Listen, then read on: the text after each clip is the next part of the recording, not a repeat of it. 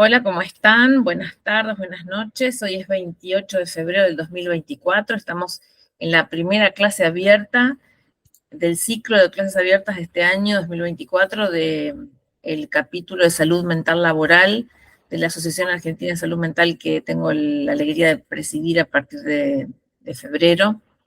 Y vamos a hablar hoy de un tema muy interesante que es el acoso laboral. Le doy la bienvenida a Mariel Marcos, que es licenciada en psicología, magíster en psicoanálisis.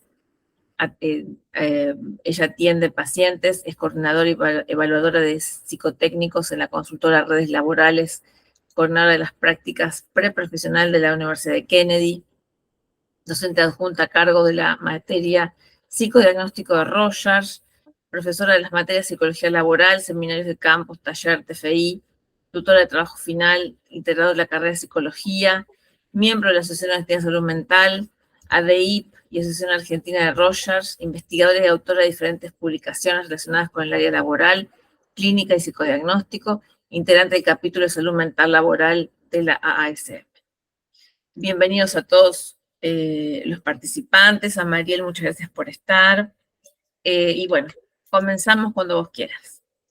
Bueno, ¿qué tal? Buenas tardes a todos y a todas. Gracias, Elena, por tu presentación y por tu convocatoria a ser parte del capítulo de salud mental laboral, dando inicio a estos nuevos avatares, ¿no? Que es empezar a investigar y trabajar sobre esta área que no está muy, ¿cómo se llama?, abordada. Aunque, bueno, tenemos a DeJure, que, bueno, Elena también trabaja con Christopher.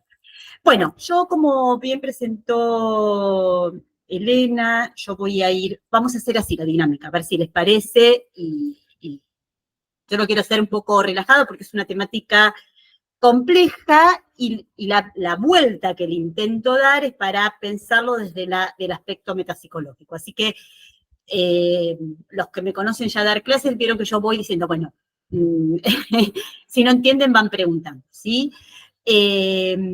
Bueno, a ver, voy a dar a la primera lámina, bueno, algunas consideraciones sobre la metapsicología del acoso laboral. Es la charla que hoy vamos a trabajar. ¿Por qué tomo esta temática? Porque es una temática que nos convoca y me parece que es importante e interesante trabajar al respecto. Para ello me parece que pertinente empezar a trabajar con una definición que lo tomo de DeJure, pero que él lo toma de la Organización Internacional del Trabajo. DeJure, en este caso, lo que yo tomo como definición para empezar a abordar esta temática es la definición de violencia en el ámbito del trabajo, es decir, la violencia en general. Vamos a partir de lo general para ir a lo particular.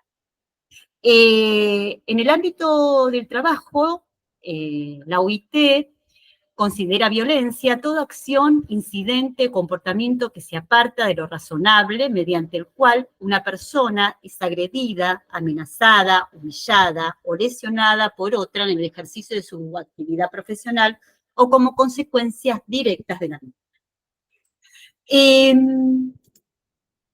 Acá yo tomo otra definición. Esta definición yo la saqué, la da en realidad la oficina de asesoramiento de violencia laboral, dependiente, no sé si actualmente sigue funcionando, dependiente del ex Ministerio de Trabajo, ahora actual Secretaría de Trabajo, dependiente del Ministerio de Capital Humano.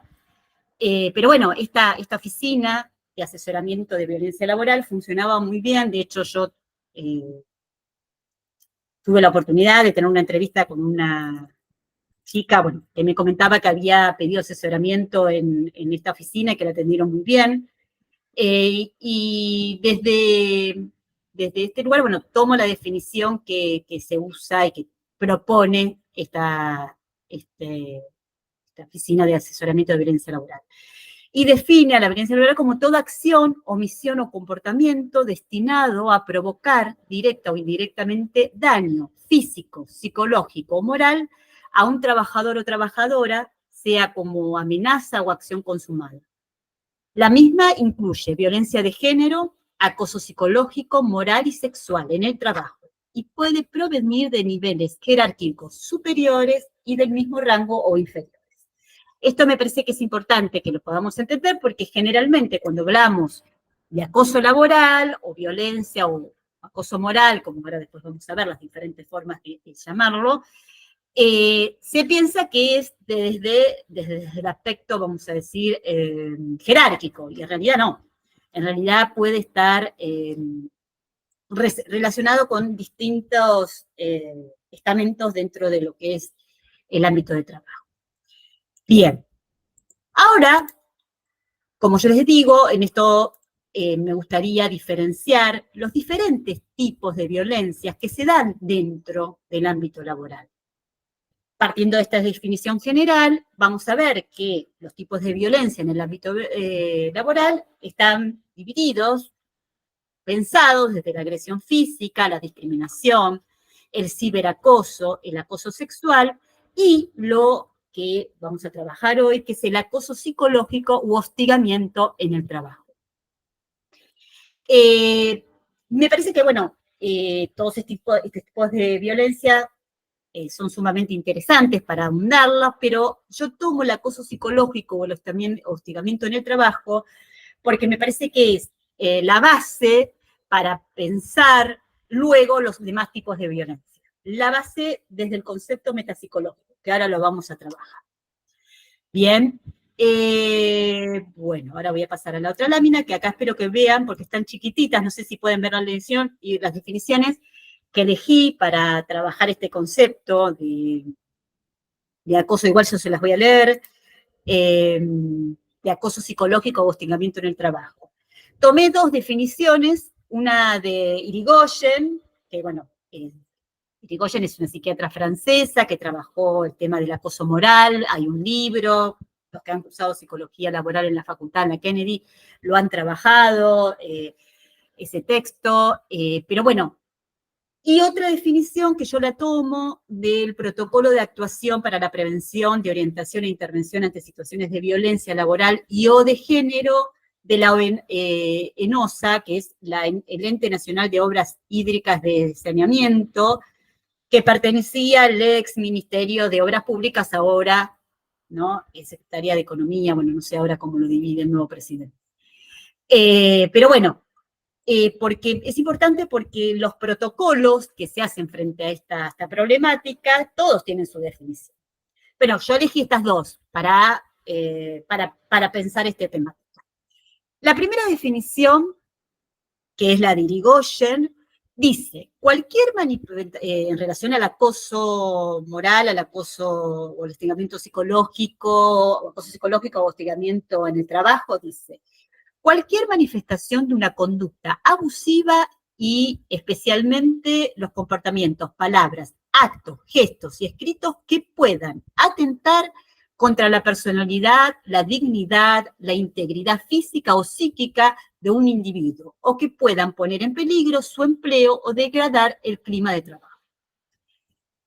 El protocolo de prevención de la violencia en relación al acoso moral lo que plantea, dice, es que es una situación en la que una persona, o grupo de personas ejercen un maltrato modal o verbal, alterno o continuado, recurrente y sostenido en el tiempo. Esto me parece que esto también es importante, ¿no? Sobre un trabajador o trabajadora buscando desestabilizarlo, aislarlo, destruir su reputación, deteriorar su autoestima y o disminuir su capacidad laboral para poder, escuchen esto, ¿no? Degradarlo y eliminarlo progresivamente del lugar que ocupa.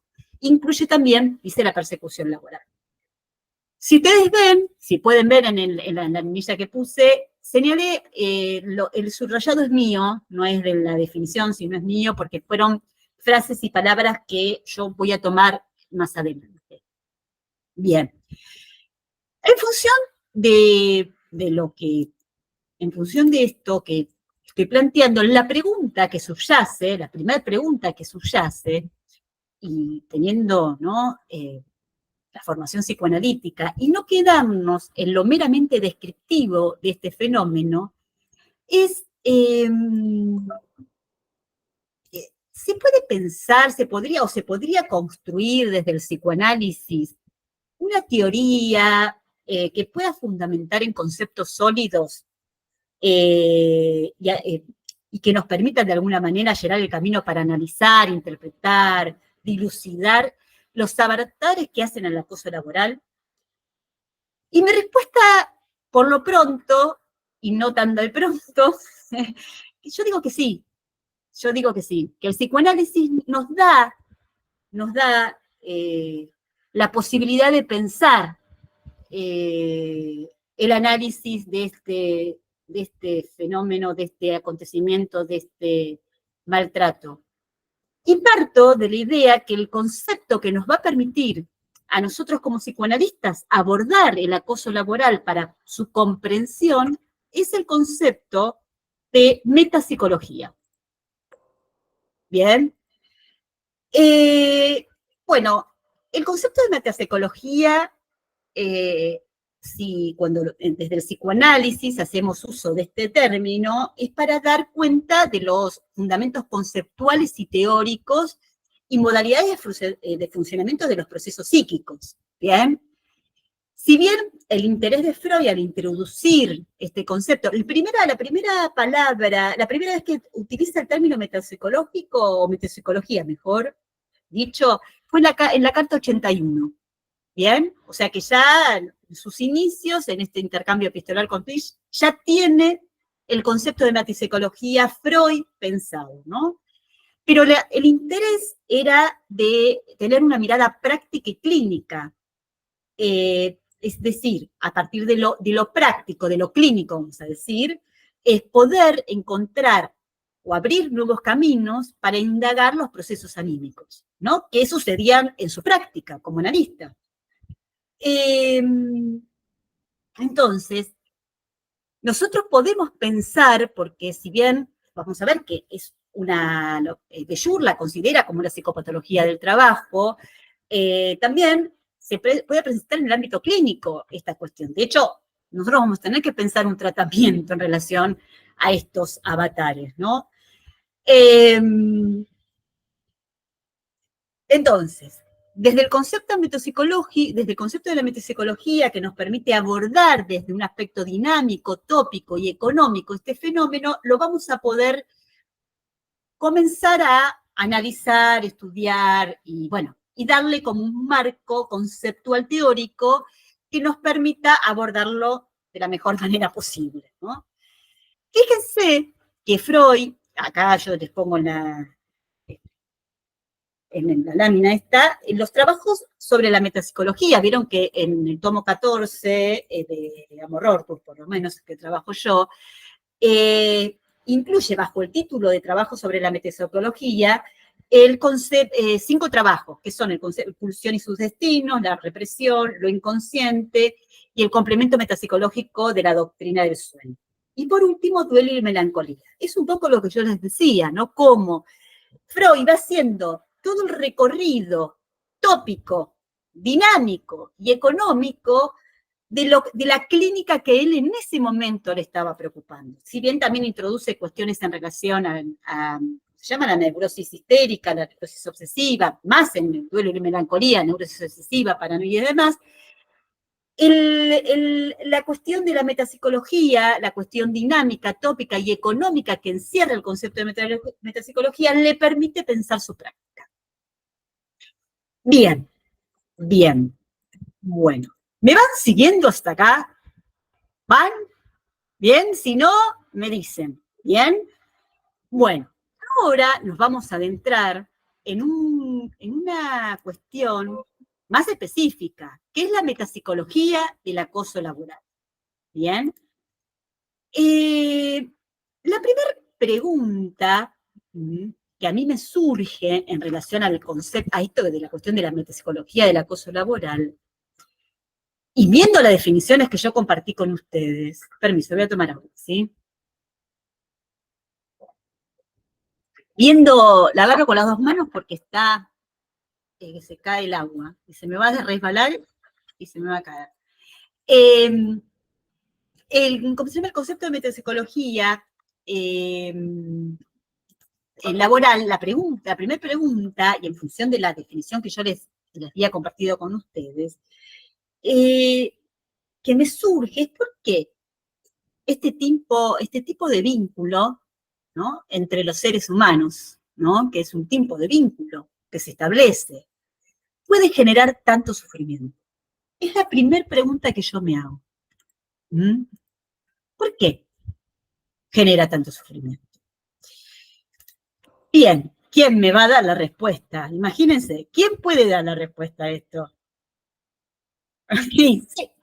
Bien, Freud, en el malestar, en la cultura, plantea esta cuestión, plantea que el sujeto no es un ser meramente amable, manso, bueno, sino que la agresividad y el ánimo destructivo también es parte de la construcción estructural. Después lo vamos a desarrollar con la función de vida y muerte, ¿no? Específicamente con la de muerte. Él dice lo siguiente en el malestar. Dice, en consecuencia, el prójimo no es solamente un posible auxiliar y objeto sexual, sino una tentación, escuchen bien, sino una tentación para satisfacer en él la agresión, explotar su fuerza de trabajo sin resarcirlo, usarlo sexualmente sin su consentimiento, desposeerlo de su patrimonio, humillarlo, infringirle dolor, martirizarlo y él dice, por último, asesinarlo. ¿What? Qué semejanza, ¿no? Con algunas cuestiones en relación a la definición de lo que es el acoso laboral o el acoso moral en el ámbito del trabajo, ¿sí? Bien. En este sentido, bueno, esta primera aproximación nos lleva a otra, me lleva a otra aproximación, a otro cuestionamiento, que me parece que también en función de la vamos a decir, de la dificultad y de la gravedad de la temática que estamos conversando y trabajando y tratando de llevarnos y adentrarnos, me parece que es importante delimitar que no todo conflicto, ¿no?, o momento de exaltación, discusión, intercambio en el ámbito del trabajo, o malestar o mal humor dentro de este ámbito, es considerado actos de hostigamiento. ¿Me explico lo que quiero decir? Esto tiene que quedar muy claro. Nosotros estamos delimitándolo muy bien. Irigoyen dice que lo que constituye el fenómeno del acoso moral es un fenómeno destructor, es la repetición de la vejación y la humillación, en lo que se produce, ¿no?, en la cuestión de la martirización de quien padece este acoso o este maltrato.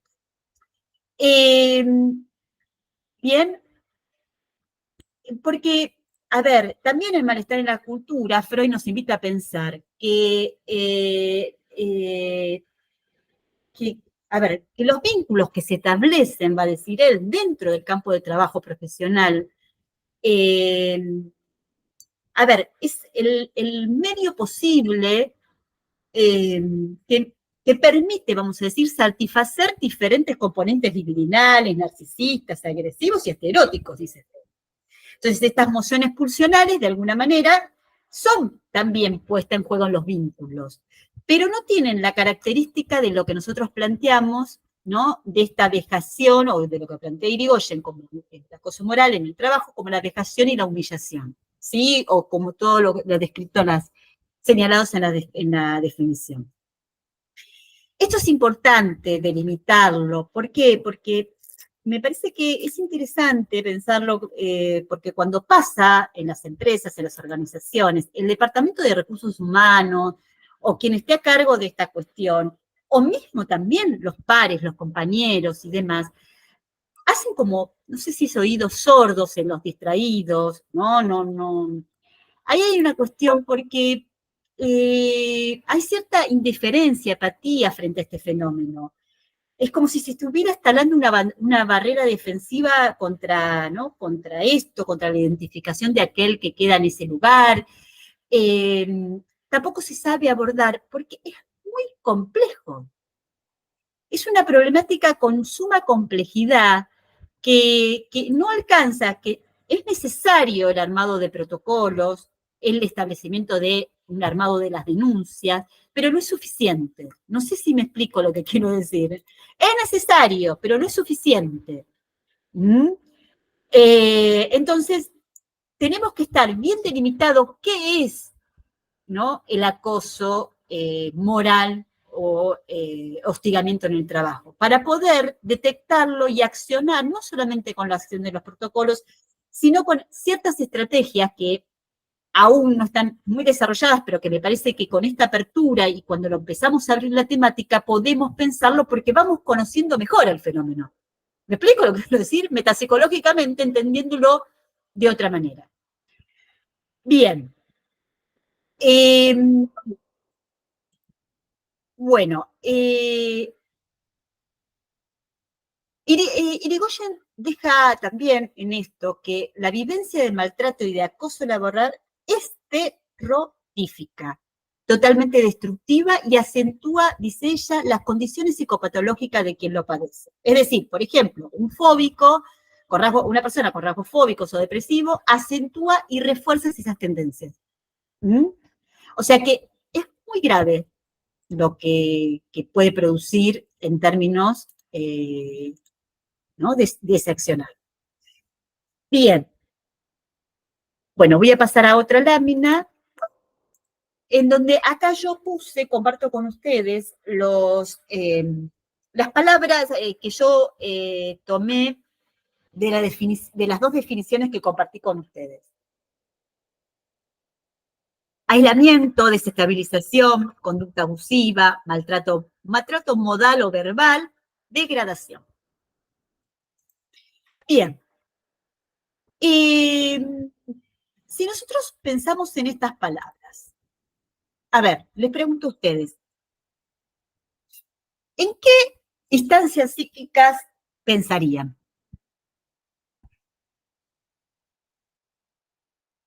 Desestabilización, maltrato modal o verbal, degradación, conductas abusivas.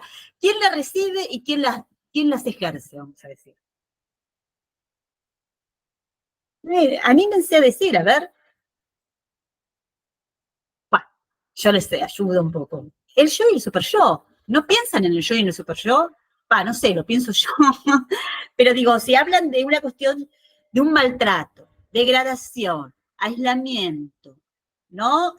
¿Quién queda aislado? El yo queda aislado. Ahora lo vamos a ir ampliando un poquito más. Entonces,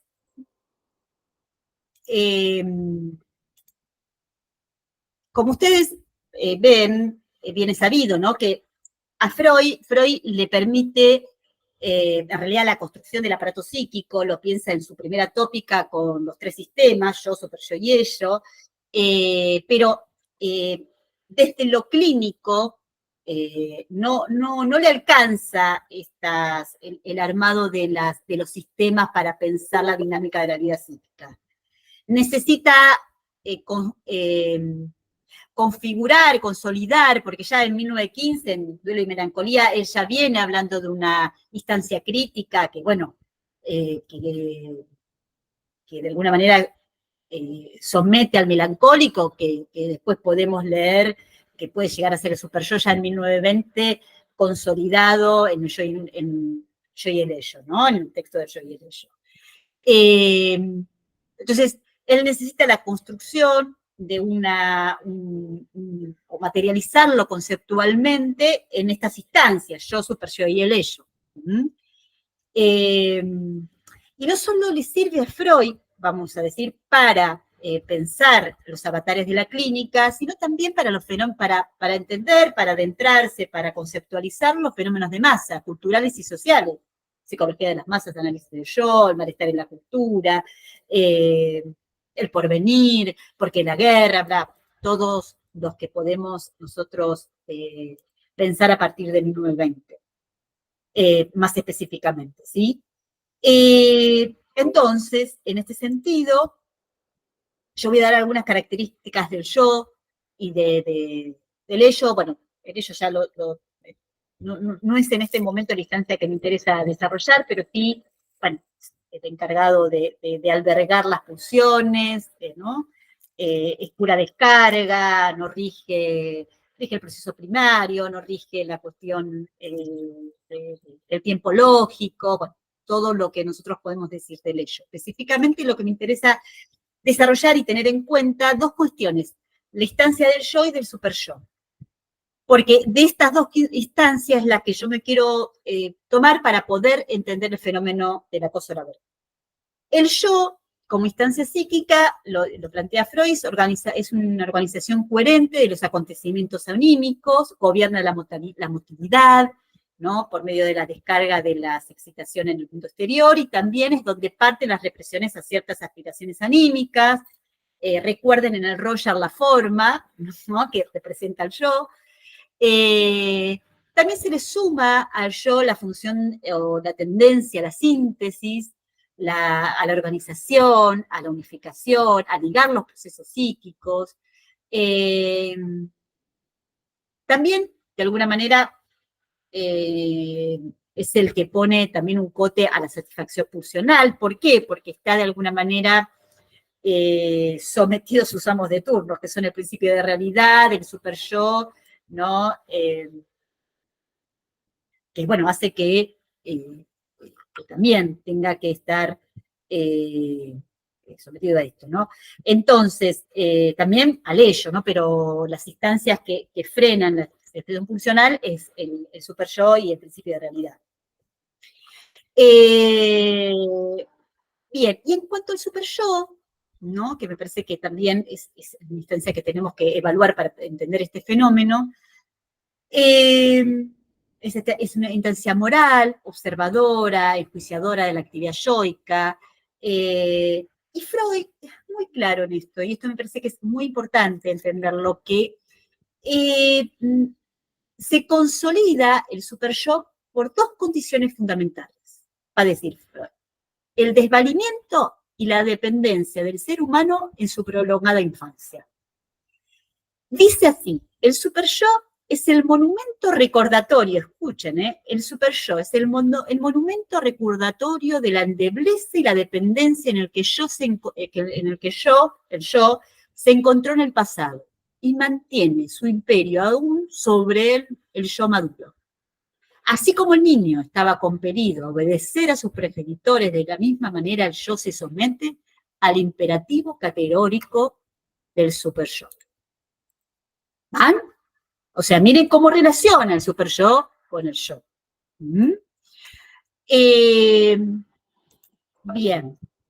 Por lo tanto, el super yo, como instancia psíquica, se establece a partir de la fragilidad del yo, ¿no?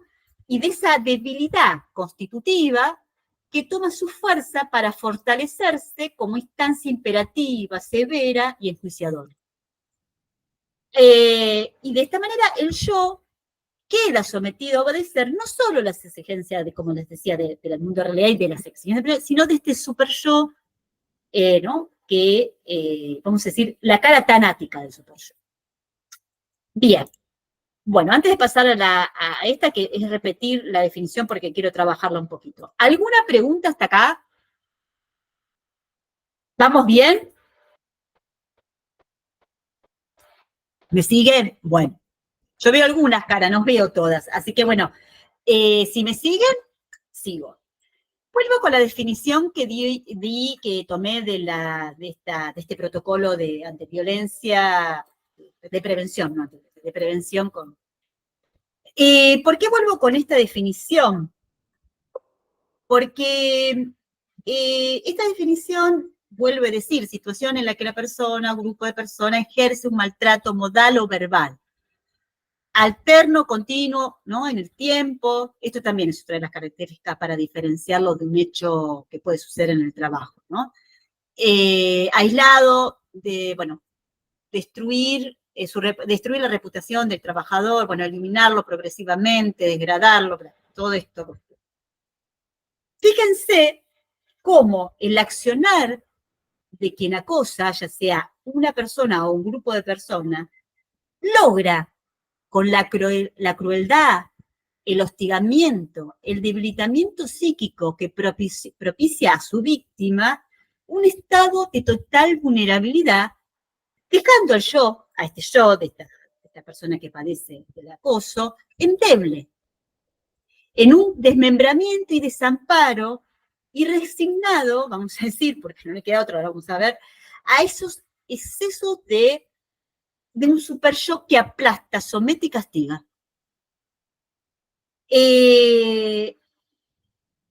Desde lo que creo yo y lo que vengo investigando, la violencia psicológica propio del acoso laboral es un modo de ejercicio de poder descalificante, donde se doblega la voluntad, vamos a decir, de quien es acosado, generando condiciones de extrema vulnerabilidad psíquica, ¿no? Para afianzar la relación, esta relación asimétrica, donde primordialmente se busca, primero, desestabilizar para luego descalificar, aislar, criticar, desprestigiar, ubicar al sujeto en condición de objeto. Mellman es un psicoanalista que trabaja sobre las cuestiones sociales, sobre toda la cuestión del malestar en la cultura, sobre la psicología de las masas y demás. Y tiene, en realidad, en relación al significante amo, lo que produce el significante amo sobre la masa, es muy interesante, después le paso el texto. Él utiliza un concepto que yo lo tomo, que se llama, frente a esto, y que va directamente para lo que es la violencia psicológica, trabajo, él denomina, cuando se producen estos fenómenos de hostigamiento, lo habla desde el discurso amo, yo lo hablo desde la violencia psicológica, se produce un eclipse del sujeto, es decir, la anulación del sujeto. Por eso digo convertirlo en una condición de objeto, ¿no? Él plantea como si fuera una muerte subjetiva. A ver, para entenderlo, digo, ¿no? En este estado de desmembramiento subjetivo, el yo no queda con recursos, no logra procesar la impronta terrorífica de lo cotidianamente vivenciado, provocando un alto padecimiento, ¿bien? En el yo, y favoreciendo el desvanimiento y también su condición de seguir quedando sometido. De hecho, el hostigamiento externo del acoso laboral es de un importante impacto psíquico. Por eso también lo podemos adentrar dentro de los trastornos de estrés postraumático. De hecho, cuando uno hace evaluaciones, uno evalúa estas cuestiones, ¿no? Bien. Bueno, vamos a pasar a la próxima lámina, porque aparece otra pregunta que va en consonancia con esto que yo le estoy planteando. Y la pregunta es si existe, en función de esto que venimos trabajando, si existe una economía libidinal que soporte la relación de sometimiento en el acoso laboral. ¿Qué pulsiones se satisfacen en esta relación? Cuando Freud aborda el problema económico del masoquismo, plantea que las pulsiones que operan en el ser vivo son eros y tánatos. Eros, recuerden que es la conjunción de las pulsiones de las primeras pulsiones en la primera teoría de la pulsión de autoconservación y sexuales, y tánatos está ligado a lo que tiene que ver con la pulsión de muerte, ¿no? Característica que se caracteriza por esta fuerza destructiva, ¿no? Y que tiende, por el principio de Nirvana, a llevar al ser vivo al estado inorgánico de quietud absoluta. Lo que plantea Freud es que será labor de la libido, de la pulsión de vida, en su desmezcla con la pulsión de muerte, contrarrestar este efecto, ¿no?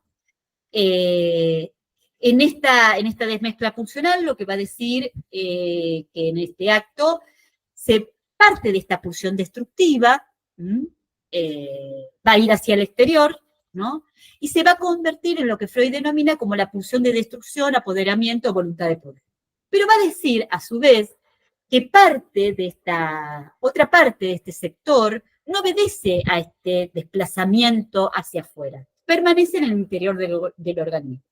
Y es lo que él después denomina como el masoquismo erógeno primario. Bien, entonces, el superyo, en lo que respecta a su configuración, como venimos diciendo, se origina en lo que venimos planteando en las conductas introyectadas de los progenitores, ¿no? En su severidad, en su inclinación a la vigilancia, y también la crueldad y el incremento de su severidad resulta apropiada vincularlo con esta pulsión de muerte. Siendo que el sadismo, la dureza y la ferocidad del superyo opera siempre sobre el yo, quien por este masoquismo constitutivo queda en una posición pasiva. Bien. Teniendo en cuenta este constructo, podemos decir, o es lícito considerar que la posición pasiva del acosado, es producto del amedrentamiento de la maniobra acosadora, ¿no? En quien, de alguna manera, ofrece en lo real el campo propicio para satisfacer estas pulsiones agresivas. O sea, el sujeto se convierte en objeto y campo propicio para que el acosador pueda satisfacer las pulsiones agresivas.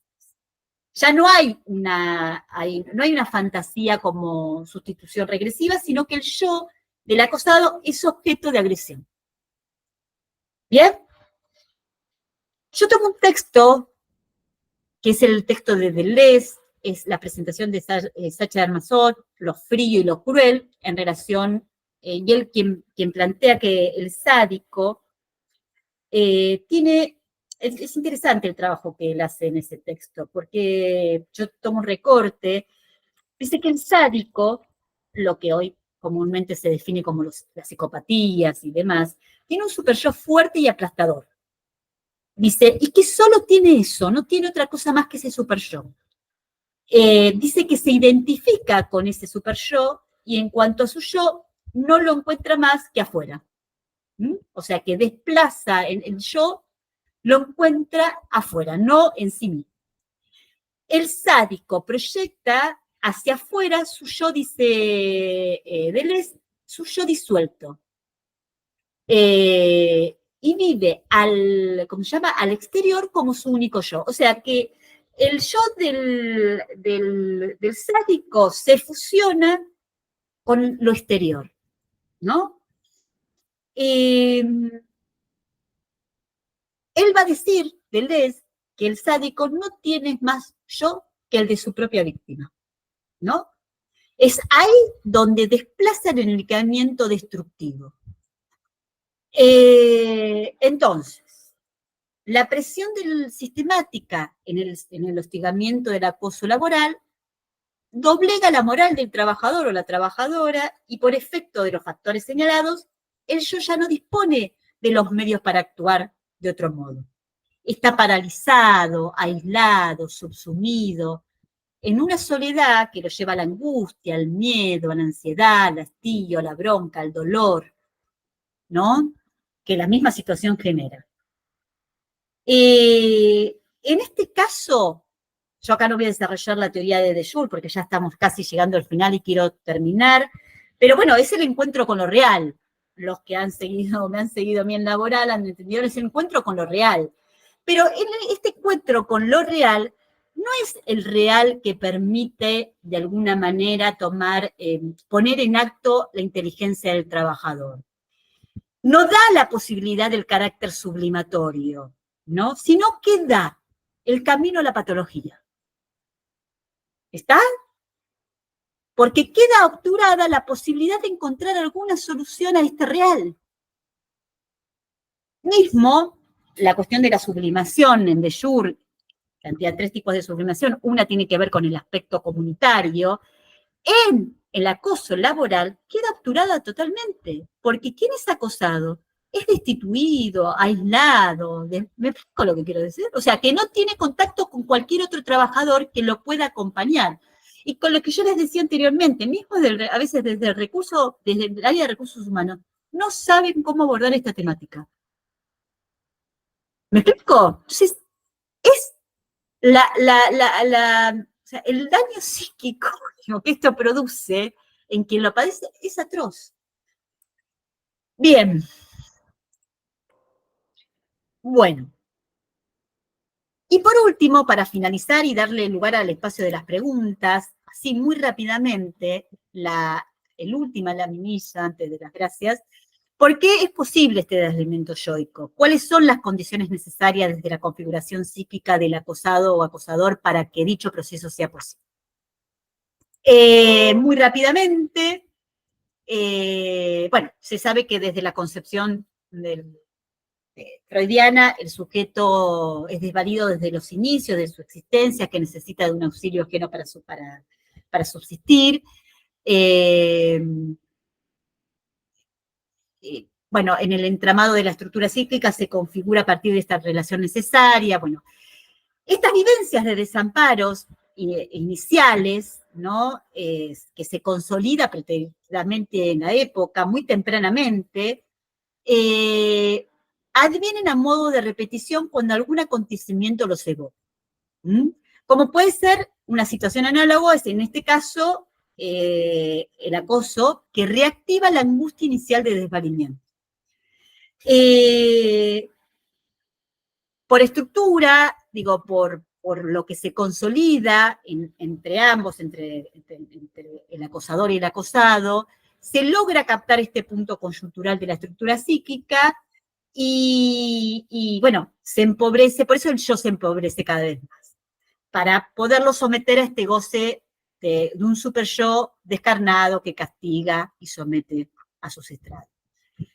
Entonces, para concluir, el acoso laboral, desde una perspectiva metapsicológica, permite concluir que se trata de un modo de ejercicio de poder que queda determinado por una relación asimétrica, no necesariamente jerárquica, dado que puede darse entre colaboradores y compañeros.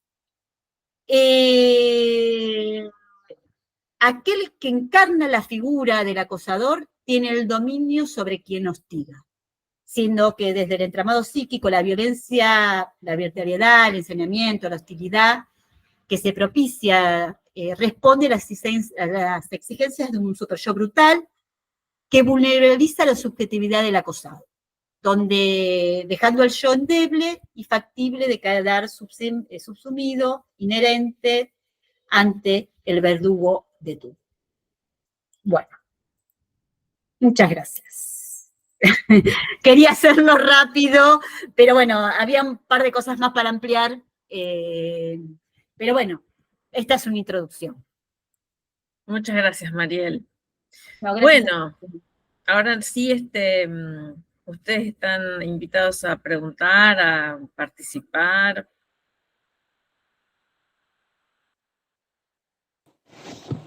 Sí, Pablo. Mariel, te hago una pregunta. Con respecto al acosado, ¿tendría más o menos un diseño de trabajo que sería que ese yo sea fortalecido, que logre tener más defensa para hacerle frente al super yo y no estar sometido al ello en la instancia de la pulsión de muerte? Ahora, con respecto al acosador, no se me ocurre ningún plan, porque si el yo está en el afuera, no lo va a reconocer. ¿Qué dijiste? No escuché. Que con respecto al acosador, ¿qué plan diseñaría? No se me ocurriría ninguno con respecto al acosador, porque primero que no sería consciente, sería del orden del inconsciente, si no tiene un yo, o sea, sería pura destrucción. ¿Cómo haces para crear un plan de trabajo para el acosador? Porque a veces es fácil pensarlo en la víctima, pero no en el que lo ejerce. Mira, es interesantísima tu pregunta. No te la tengo la respuesta exacta, ¿bien? Es para pensarla y para empezarla a trabajar, porque yo lo que les decía, que el tema del protocolo es necesario, pero no es suficiente, ¿bien? La denuncia es necesaria, pero no es suficiente, ¿bien? A mí me parece, ahora estoy leyendo un texto, después se los voy a recomendar, ahora no me voy a acordar el nombre, sobre el tema de Después les digo, después se los paso. Que trabaja toda la cuestión de la modernidad y del paso de la culpabilidad a la responsabilidad, ¿no? Los significantes amo de la época, ¿no? De pasar de ser culpable a ser responsable de un acto. ¿Cómo se cambia, vamos a decir, las cuestiones de los ideales, de la introducción de la ley? A mí me parece que el orden de la sanción, por el orden de la construcción de la ley, una ley que sancione, ahí me parece que, porque pensar la cuestión disciplinar, y sí,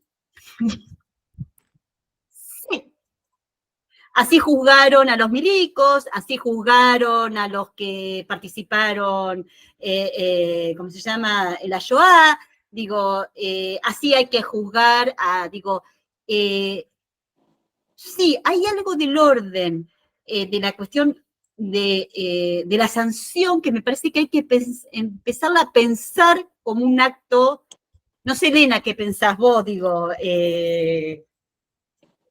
me parece... Yo tengo un artículo que se Sí, llama De las organizaciones paranoigénicas al mobbing, o acoso laboral.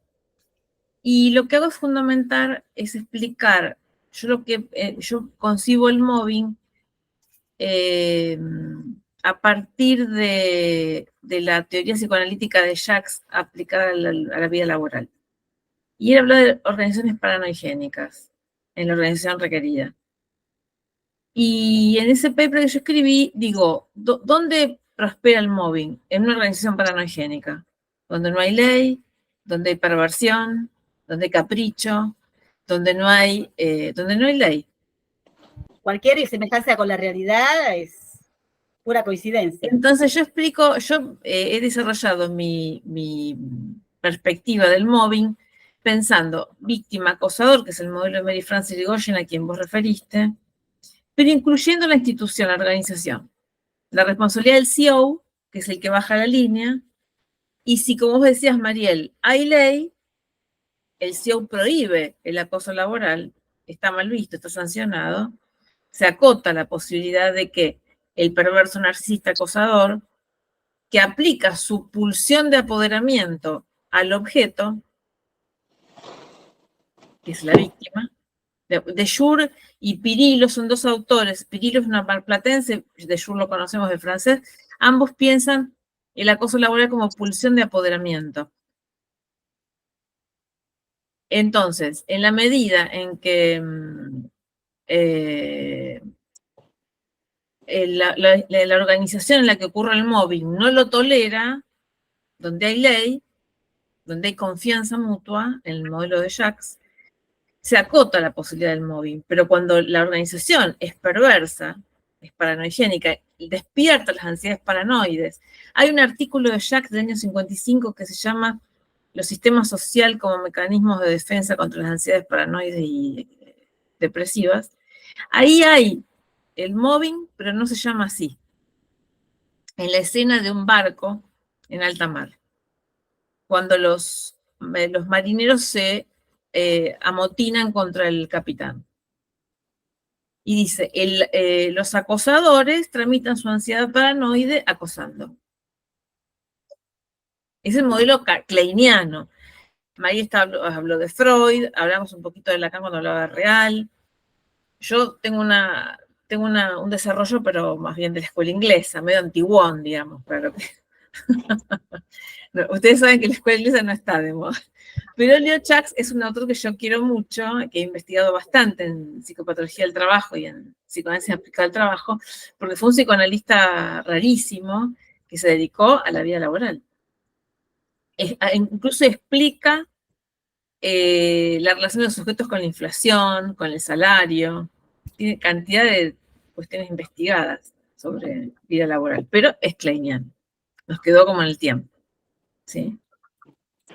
Chicas, yo las escucho a ustedes y me acuerdo del seminario de campo, Mariel, cuando hablamos del bullying, que la ley es la escuela, o sea, no la autoridad, sino la institución, y trabajar sobre los actores secundarios. O sea, más o menos podríamos aplicar lo mismo con este caso de acoso laboral. Trabajar sobre los observadores y sobre la institución.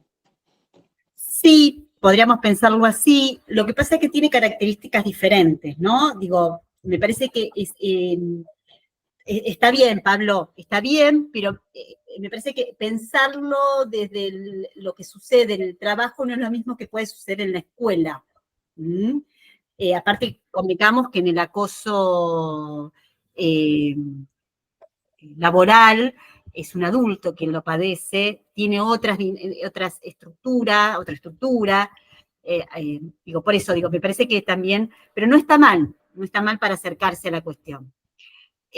Ahí Elena se le está pasando el artículo de ella, yo les dije, si quieren escríbenme un mail a mí, yo tengo el artículo mío está la perspectiva psicológica, si quieren se los paso, mándenme un mail, yo les mando ese artículo que escribí, que está todo esto que yo resumidamente le transmití, así que se los puedo pasar.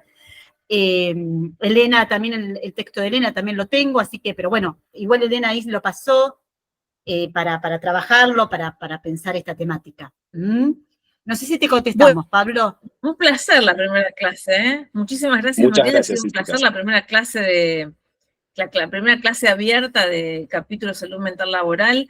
Hablar hoy en este contexto argentino, en este momento de la Argentina, de trabajadores de salud mental laboral, yo sé que es raro, pero es muy necesario. Entonces armamos un ciclo de clases abiertas, están invitados a las próximas. Iremos trabajando, es una clase por mes de acá a agosto, inclusive después del Congreso de Salud Mental de la ASM, donde tenemos una mesa, seguramente vamos a armar una mesa. Pero bueno, es fundamental trabajar estas cuestiones porque están en la orden del día. Estamos en una Argentina donde el mobbing va a prosperar, porque ya lo vemos en las redes sociales, ya vemos cómo funciona a nivel gubernamental el mobbing. Ya está ocurriendo.